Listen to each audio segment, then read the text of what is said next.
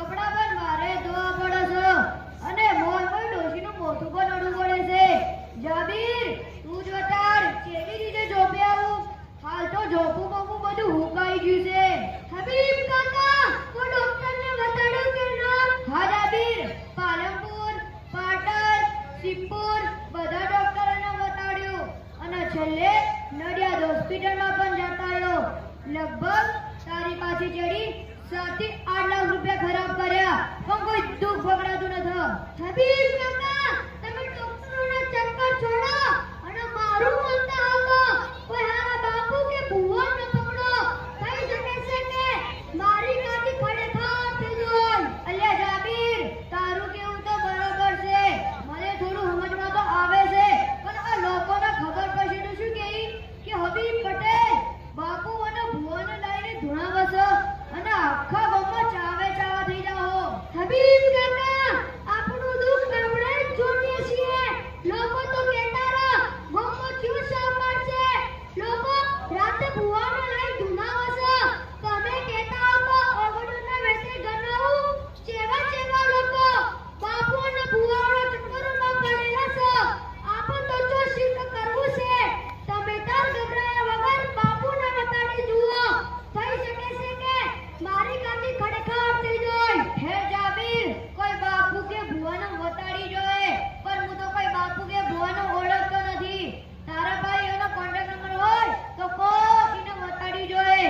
હબીબ કાકા મારા જોડે બાપુનો કોન્ટેક્ટ છે. એ બાપુ ઘણા મશહૂર છે. ઇના ઇના નાખોદાની લોકોની ભીડ લાગેલી રહેશે. તમે આજ નામ લગાવશો તો 3-4 દાડે નંબર આવશે. પણ એ બાપુ થોડા મોંઘા છે પણ ગમે જેવું કાવતરું બાવતરું મૂળમાંથી કાઢી નાખશે. તમે કહેતા તો કોન્ટેક્ટ નંબર આલું.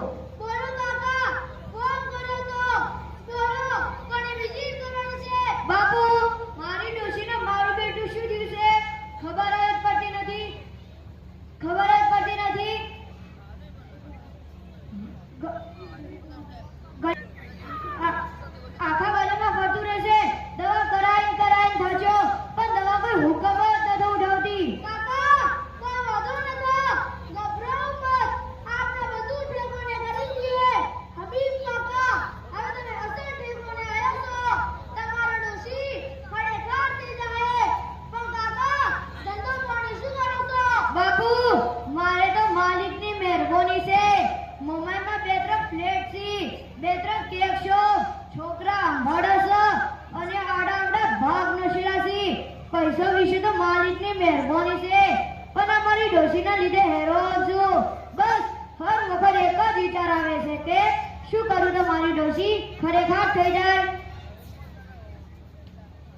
બાપુ પાર્ટી ગમતી લાગે છે. તમે તાર દબાણ વેતરી લો. આજે તો એર્ટિકા ગાડી આવી જાય એવું કરી લો. કઈજો રિક્ષામાં ફરશું. અલા ખાદીમ એટલું તો કાકાનો ધંધો પડે તો કીધું છું. તાકે એના દરબારની ખબર પડે.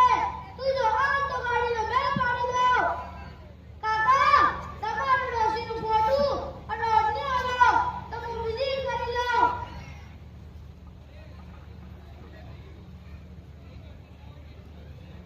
લો બાપુ આ ડોશીનો ફોટો નો ઓઢણી.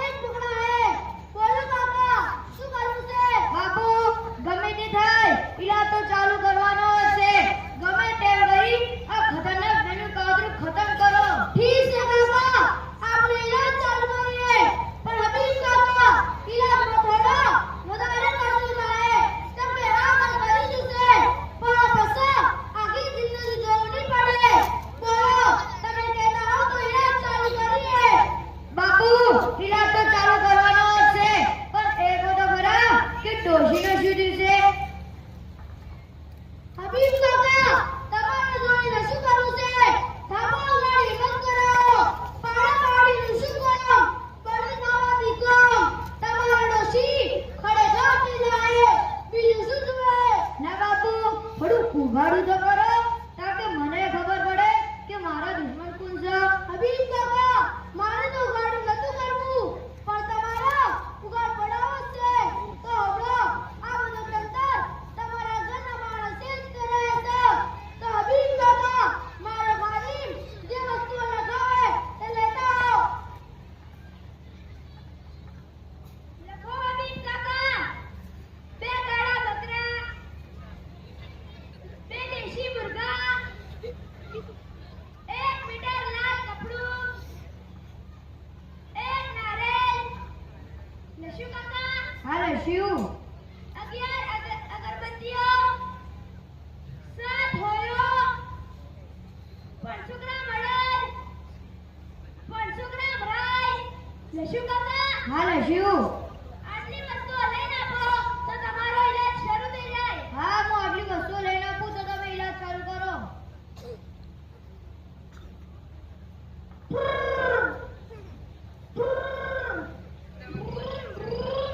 બાપુ બેઠા. હા બેઠો. અરે હબીબ કાકા તમે હાવ હાલ હવા થઈ ગયા છો. શું કોઈ ટેન્શનમાં છો? શું કહો સ્મોલ ડોશી કઈની બીમાર છે. દવાખાનાના ખૂબ ચક્કર માર્યા, ઘણા રિપોર્ટો કરાયા. ડોક્ટરોએ જેમ કીધું એમ કર્યું. પૈસોનું કોની કરી નોશ્યું પણ ડોશીને જરાય ફરક ન પડ્યો. પછી જાબીભાઈ ટેમ્પાવાળા મળ્યા. ઈઓને કડીવાળા બાપુની એડ્રેસ આલ્યું અને જાબીરને કીધું કે બાપુ જોરદાર છે, ગમે તેવું મેલું કાતરું મૂળમાંથી કાઢી નાખશી અને બીમારી મૂળમાંથી નીકળી જાય. પણ બાપુએ તો 2 કાળા બકરા, 2 દેશી મુર્ગા અને એના વગર ચેટલોય સામાન મંગાવ્યો છે. એના ટેન્શનમાં શું કે આ બાપુ કરોડપતિથી રોડપતિ ન બનાવી દે. અરે હબીબ કાકા જો કડીવાળા બાપુના ચક્કરમાં પડતા હોય એ બાપુથી મારે પાલો પડ્યો છે. એ બાપુ કોઈ નથી, ખાલી લૂંટવાનું કામ કરે છે. હબીબ કાકા તમે મારી વાત બોલો નકર એ કડીવાળો બાપુ તમાર ઢેચણે કરી નાખશે અને તમાર ડોશી જે હાલતમાં છે એમની એમ રહે. એના કરતા કોઈ હારા ડોક્ટરને પકડો અને મારી જો સલાહ માનતા હો તો મેં સોનાનો ડોક્ટર અબ્દુલ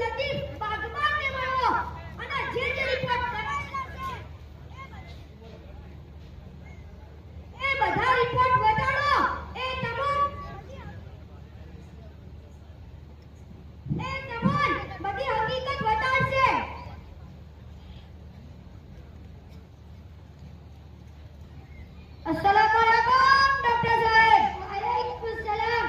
બોલો કાકા, કેમ આવું થયું? ક્યાંથી આવું થયું? સાહેબ, હું વડનગરથી આવેલો છું. સાહેબ,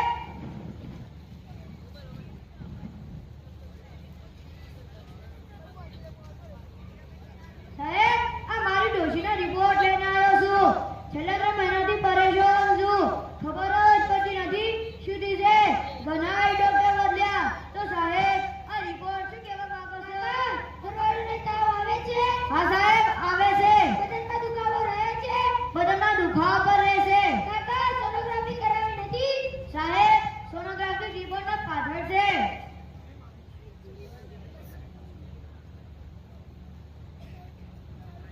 હબીબ કાકા, મોટા ભાગે મોટા આંતરડાની તકલીફ લાગે છે, માટે તમારે ઓપરેશન કરાવવું જ પડશે. ઇન્શાઅલ્લાહ રાહત થઈ જશે. સાહેબ, ઓપરેશનનો ટાઈમ આપો. કાલે સવારે 10 વાગે આવી જજો. હા સાહેબ, કાલે સવારે 10 વાગ્યામાં ડોશી લઈને આવી જજો.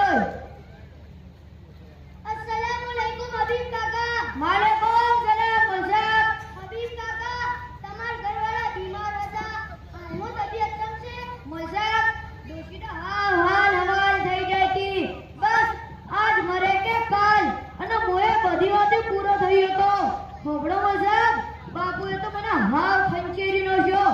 બાપુ અને ભુવાના છેડી ઘણો રૂપિયો ખરાબ કર્યો, પણ 1 રૂપિયો બરાબર ફેર ન પડ્યો. પછી ઉસ્માન જીસીબી વાળો મળ્યો. એને ડોક્ટર અબ્દુલ લતીફ બાગબાનનું એડ્રેસ આપ્યું. હોબળો મુસાબ, ડોક્ટર અબ્દુલ લતીફ બાગબાનને મળ્યો. એને ઓપરેશનનું કીધું. ઓપરેશન પણ થઈ ગયું. અલ્હમ્દુલિલ્લાહ, હાલ તો મારી ડોશી ખરેખર થઈ જાય. હબીબ કાકા, હારું છે. તમે બાપુ માટે દીવો છો. મોમાઈનો એક ફ્લેટ વેચવા પર મજબૂર થઈ જોત. ઓભળો હબીબ કાકા, તમને પણ કહું છું અને આ ગામના બધા લોકોને પણ કહું છું કે જ્યારે આપણા ઘરમાં કોઈ બીમારી આવે તો એ સમજો કે અલ્લાહના તરફથી આવી છે. એટલે પહેલા 2 રકાત નમાઝ પઢો અને સદકો કરો.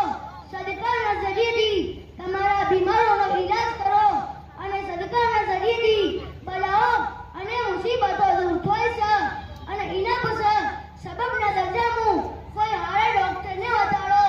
અને ઓબળો હબીબ કાકા, જૂઠા બાપુ અને બુવાના ચક્કરમાં પૈસો તો પૈસો ઈમાન પણ અમુક વખત ઈમાન ખતરામાં પડી જાય છે. આવા જૂઠા બાપુ અને બુવાઓ પોતાનું હમું કરવા ખાનદાનમાં તોડ કરાવી નોખે છે.